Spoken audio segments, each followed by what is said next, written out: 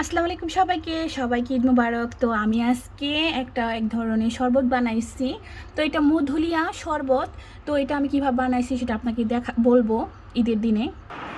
তো এখানে আমি কি দিয়েছি জানেন? এখানে আমি দিছি মধু প্লাস দুধ, তারপর হচ্ছে গুঁড়া দুধ, তারপর হচ্ছে তদুনা পাতা। তো আমি মধুটা দিয়েছি কারণ মধু নিচে দিয়েছি। তো তারপর দেখেন মধুগুলো সবখানি নিচে হয়ে গেছে, আলাদা হয়ে গেছে। দুধটাও উপরে হয়েছে, তার উপরে হচ্ছে গুঁড়া দুধ দিয়েছি।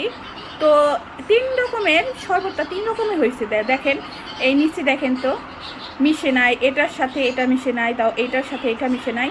তো এটা আমি নতুনভাবে একটা ঈদ উপলক্ষে মধুলিয়া শরবত বানাইছি। তো এই শরবতটা অনেক টেস্ট, ঈদের মানে খাবারের পর খেলে অনেক ভালো লাগে। তো আপনারা বাসায় ট্রাই করে খাবেন, কারণ এখানে আমি মধু দিয়েছি, গুঁড়া দুধ, তারপর হচ্ছে লিকুইড দুধ। তো এখানে আমি তদুনা পাতা দিয়েছি। তো দেখেন একটার সাথে একটা মিলে যাচ্ছে না। তো এই শরবতটা অনেক ভালো লাগছে। আমি আমার নিজের দক্ষতা দিয়ে এই শরবতটা বানাইছি। তো দেখেন এখানে একরকম, এখানে একরকম, এখানে একরকম, এখানে একরকম। তো এখানেও ঠিক সেম, এখানে একরকম, এখানে একরকম, এখানে একরকম, এইখানে ঠিক গুঁড়া দুধটা ওপরে চলে গেছে। তো ফাইনালি অনেক ভালো লাগছে শরবতটা খেয়ে। আপনারা সবাই বানাবেন। এটা হচ্ছে মধুলিয়া শরবত ঈদ উপলক্ষে।